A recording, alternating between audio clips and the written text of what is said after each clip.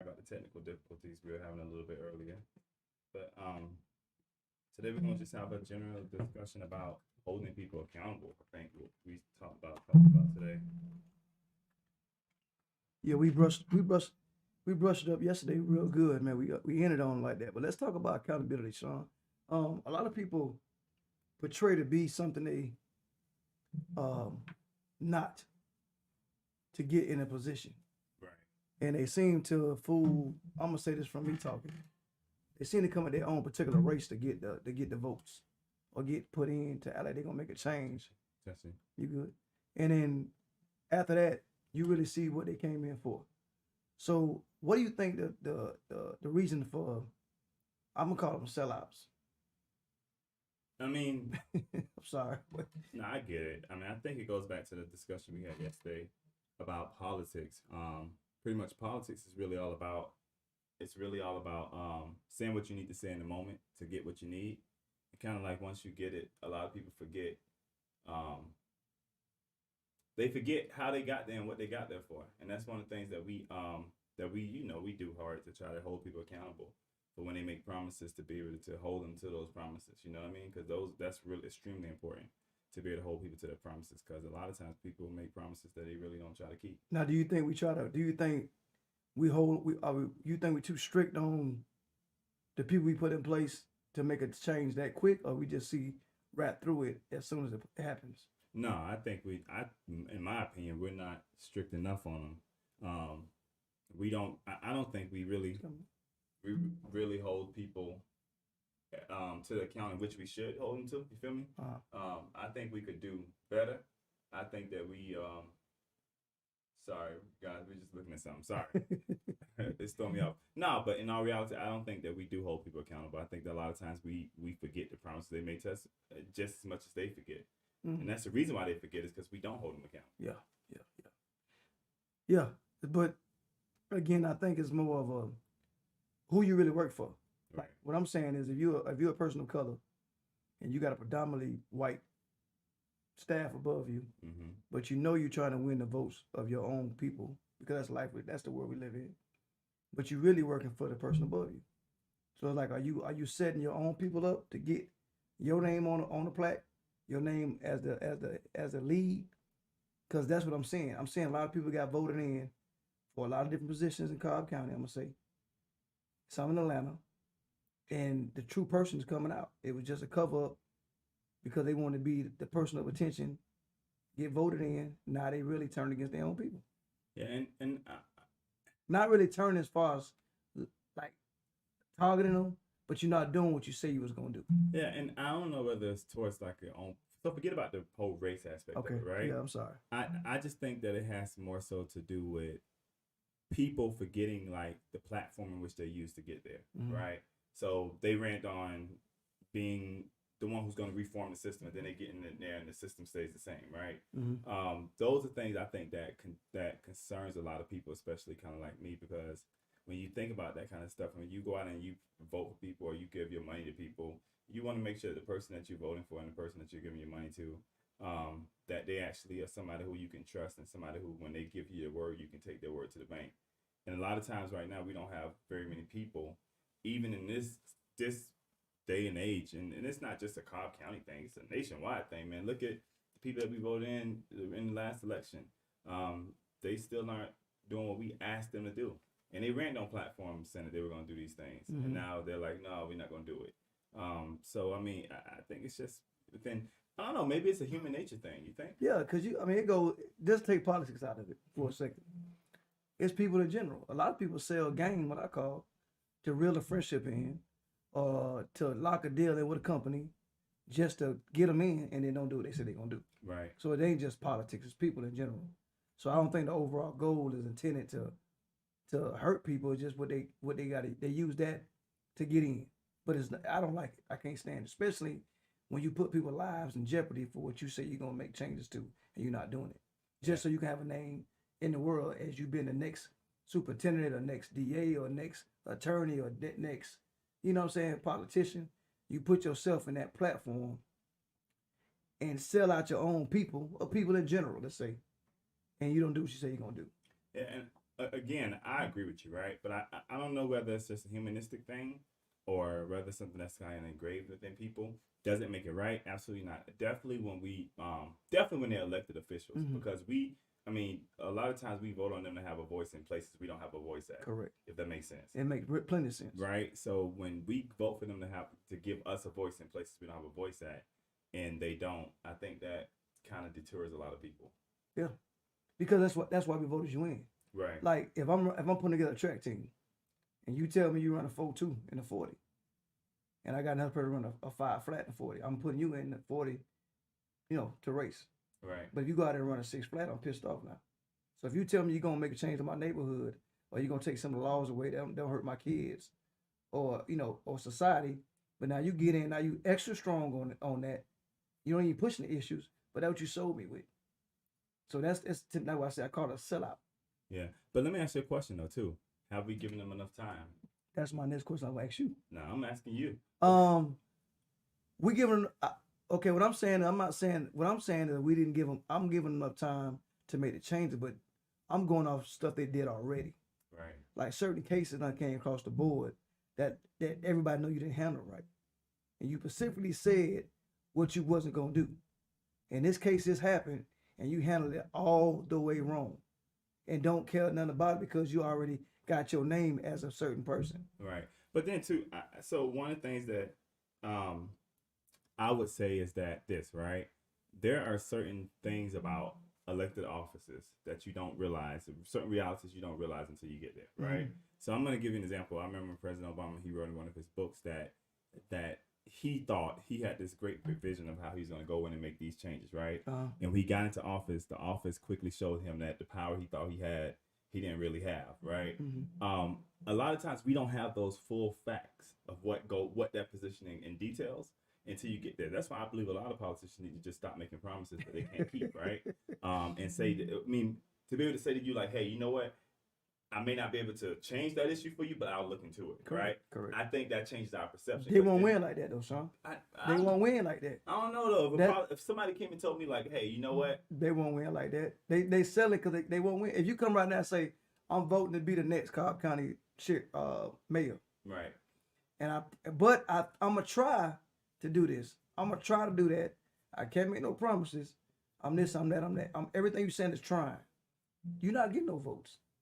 But if you sell them, that's how the world is built, on a bunch of lies. People can't deal with honest people. Right. So you voting in, and people that vote know that. That's why they can't really be upset. Because you know good and well this man sold you something to get your vote. Yeah, man, it's a gift of gab, what I call it. So then what does that say about us as people? Exactly. But we have to be told a lie in order to feel. Because we're more worried about the color of the person doing it. If we close our eyes right now. Right. And heard the same speech from a black man, Mexican man, Cuban man, white man, and don't open your eyes and can't tell who it is, we'll all vote for the same person. I would say, well, we'll all vote for the same person, but because of the skin color involved. Yeah, and you know what? That's a great discussion, because you know what makes me mad about black people is that because we see a black face, like we automatically assume like they're gonna be pro-black, right? That's it. And that's not always the case, correct. Right? That sometimes when we see a black face, we have to dig into that black face. I use the example all the time of Supreme Court Judge Clarence Thomas. He's a black face. He struck down the voting rights bill, right? Correct. Just because he's a black face doesn't mean that he or she is a black initiatives kind of person. And that's not just black. I'm talking about white people, Asian people. Just because of the fact that they're a certain race doesn't mean that when they get in office, they're gonna go and they're gonna run full fledged. But actually, you know what? I take that back. Okay, yeah, you better. Yeah, because I would say this: just because they're blackface does not mean that they're gonna be pro-black initiatives. But you know how many people vote and it's sad just because of color? They do. It's kind of. They can say they go on an ice cream. They gonna put an ice cream truck in everybody's backyard.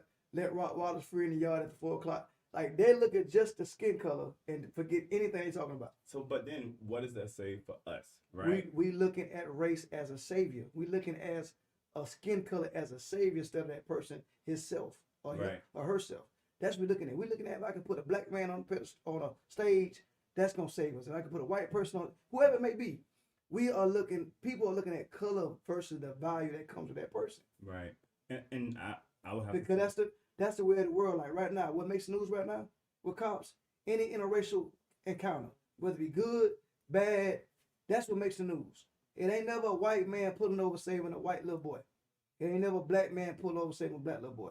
It's always gonna have to be a black and white situation to make the news. Period. Good, good or bad. You know how many kids I know that go out and help their own race cross the street? But if a little black boy help an old white lady cross the street, that makes the news. Right. Vice versa. Right. That's what the world like, is built on, like bro. It's some big thing. That's what the world built on. And and I mean, I don't know, but then it goes back to the whole question: what does it say about us? Correct. That's what the whole world built on. Yeah, and that's one of the things. Like I remember last week they passed a bill while we were in DC, and I forgot the Juneteenth bill, making Juneteenth a federal holiday, and they named it the forgot, but it was basically something lined up along the lines like the Independence Day or something like that, right? And a lot of people some people who didn't vote for it was like, well, why don't we call Independence Day? We have one Independence Day, or why don't we call it like the Emancipation Recognition Day, Recognition Day, right? And people were upset, like, why would they not vote for that reason? But it's like, at the same time, there's some things we can kind of concede, right? If we're getting Juneteenth as a federal holiday, like, to change the name, really? Is that something worth not getting the holiday for? I'm all about the holiday, but is it going to be a paid holiday? I'm all the way. It is now. Okay. It's federal holiday. Oh, it's federal holiday. Okay. Yeah. So it got. You just educated me because I know it's going to be paid holiday. Yeah, it's a federal holiday. It became a federal holiday as of. Now let me ask you another question. Do you think this would have been passed if all the stuff would have happened the last 3-4 years in the world? No. And that's the crazy part about it. That's why we have to continue to call the names of people like Breonna Taylor, like George Floyd, like Trayvon Martin. So it like took Ahmaud Arbery. So it took all that. It took death to get something a holiday. But I mean, that should have been passed law there. But you think about the reality of, from a Christian standpoint, we believe that through death we receive redemption. It took death. One man died. Everybody was redeemed. And it's been going on for years, though. What I'm saying. Yeah, I mean it's sad. It's crazy how death has a way of and it's just not on like big scales like this. I'll use me as an example, right? I think my own personal life. My own personal life, it took somebody literally close to me dying in order for me to build a better relationship with somebody else in my family. And even though I didn't want to lose the person who died, that's what it took for me to really start to grow that relationship with this other person in my family. It's crazy how we are as people. I remember doing a eulogy maybe like a month ago of a guy who passed away, and one of the messages I kind of share with people is that we got to stop being like so angry at people, right? Because once a person's gone, like, you wish you can have that moment back. Like, you know what I'm saying? Like, once a person has left, you may have been angry with them in life, but you wish you can have that argument back, right? You can go back and have that moment. Moments is something that you just can't replace. You know what I'm saying? And we as people got to get to a point where we stop being so shallow. Even like you were talking about how we look at a black person like, oh, yep, that's the one I'm voting for, right? Learn something about them. Like, what is it that they stand for? Where did they come from? What school did they go to? Do they believe in HBCUs? Like, prime example, and I don't know if you played ball growing up. Like, if you play, let's say we play throw a football in the neighborhood. Right. And it's a mixed neighborhood. We ain't never see a kid touch the football, but we judge people. Everything is judged by color, man. Everything. It is. And it's sad. But until we get it out of the system, I mean, and that's what, for me, why I like doing what I do is because of the fact that for me personally, to be able to, somebody asked me the other day, like, why do I do what I do, right? Literally just yesterday. And my response was literally like, I want to leave this generation, this country, this world a better place than the way I received it. And that's who I am, right? Even though I don't really have any kids, like, I think about that all the time when I wake up in the morning. Like, how do I wake up and leave? Like, I look at my godsons, you seen them the other day, right? Yeah. And I think about, how do I make it to where, as a black man, they don't get in their car, and if a cop pulls them over, they're no longer afraid of being pulled over by a police officer. Stop right there. Are you afraid of them getting pulled over by a black cop or a white cop, or just cop in general? Just cops in general. I mean, I think that the system itself is not black or white. The system itself is that it's people who believe that their power far exceeds what it should. And part of that, once again, is our problem.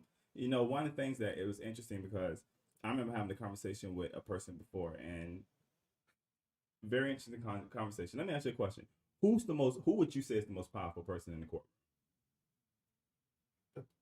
I'm gonna say the judge.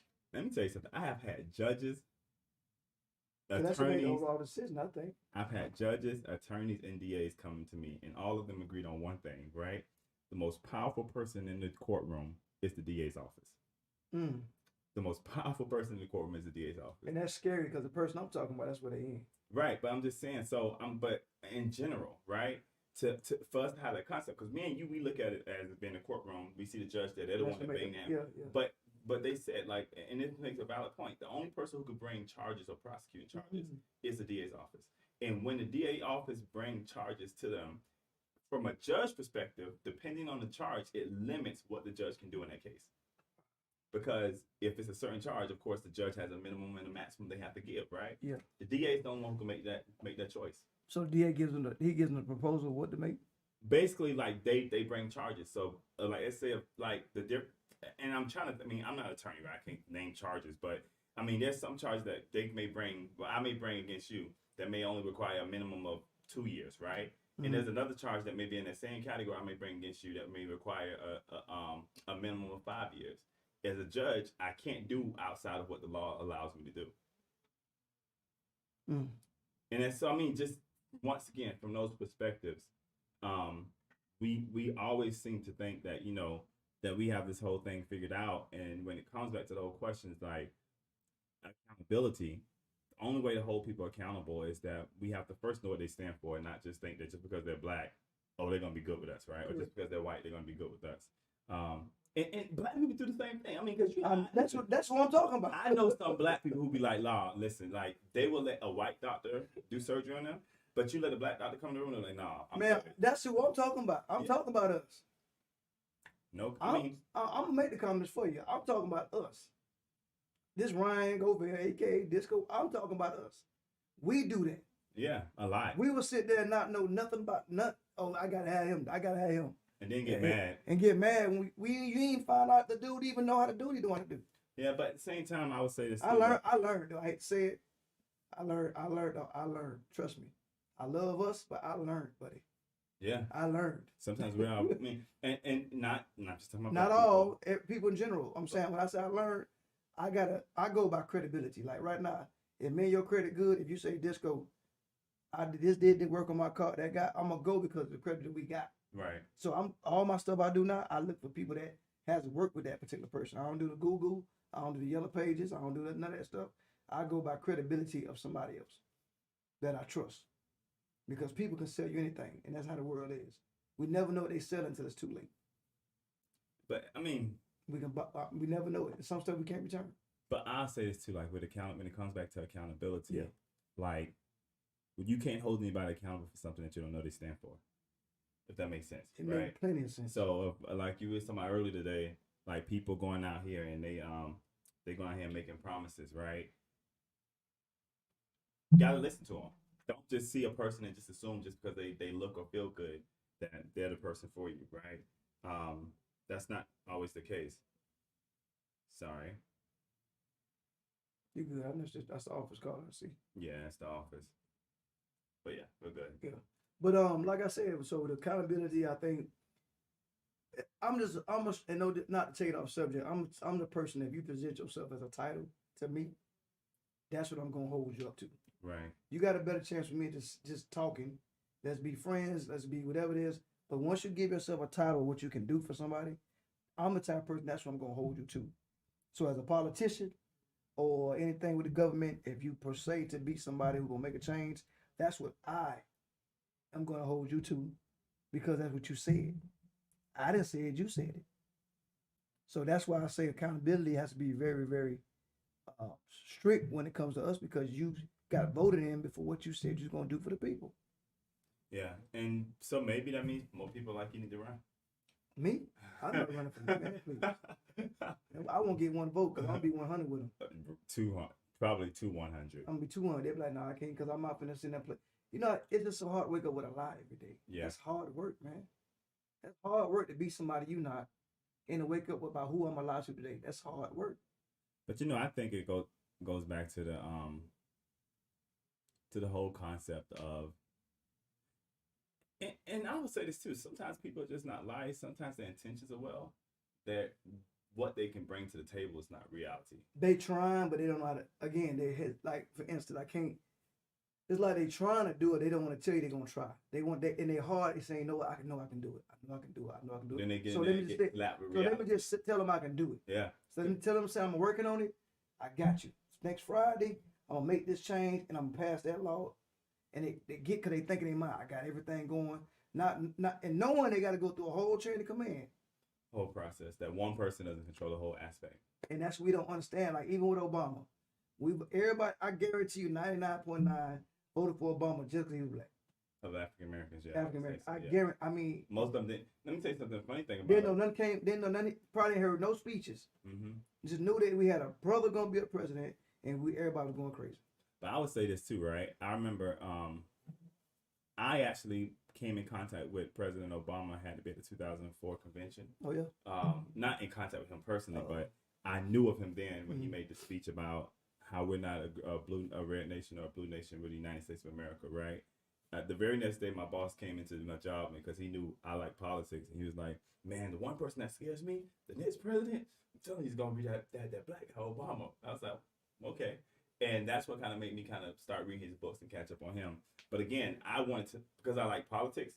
I voted for white people. I voted for white people over black people before because of the fact that I like politics, right?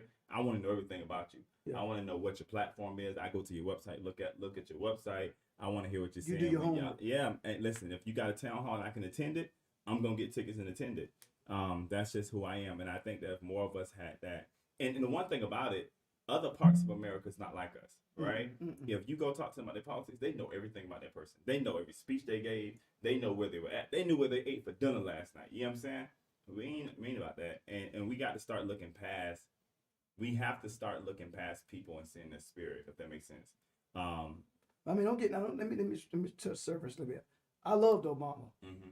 Now, some stuff he did I didn't like, but some stuff he did I did like, just like anybody else. Right. What I'm saying is, I didn't overlook what I didn't like just because of what color he was. Right. And we tend to do that because we got so much pride in what colors in front of us. We overlook everything that's coming with it, black and white. Right. Man, whatever it may be, we overlook what's behind it just because it looks good. Because it looked good to us. Perception. And perception, I used to say it all the time, perception is 9/10 of the law. Mm. So, I mean, the way even with relationships. The way a person sees something is the way they perceive it. Even with relationships, friendships, everything. But yeah. So we're good. So I appreciate you, man. Tomorrow, I don't know, it's Friday. We're going to be off tomorrow. We're off tomorrow. Okay? Yeah, no Friday show tomorrow. We off. Hey, this has been the first week of this, man. It's been real great, man. So we got time to look at the weekend. Hopefully nothing tragedy happens in the world. We can talk about some positive Monday again. No, we do want to give a shout out to those families who are in Miami right now. Whether the building collapsed this morning at 2 a.m. I got a call. You know, that's where I'm from. I heard nothing about it. Oh yeah, the building collapsed in Miami this morning at 2 a.m. and they're still trying to get people out, the rebels and everything. So let's just keep them in prayer. We know one person is dead, but let's just keep them in prayer. You got me a call.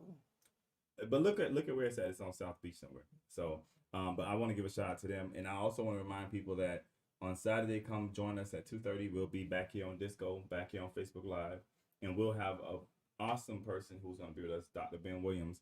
He's actually of the Southern Leadership Conference, which was the same conference that Dr. Martin Luther King founded.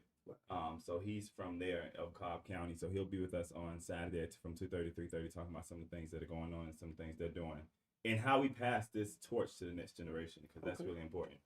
And then don't forget, everybody, if you go to our website, go to Facebook, we do have an app now that's out on Android and Apple Store.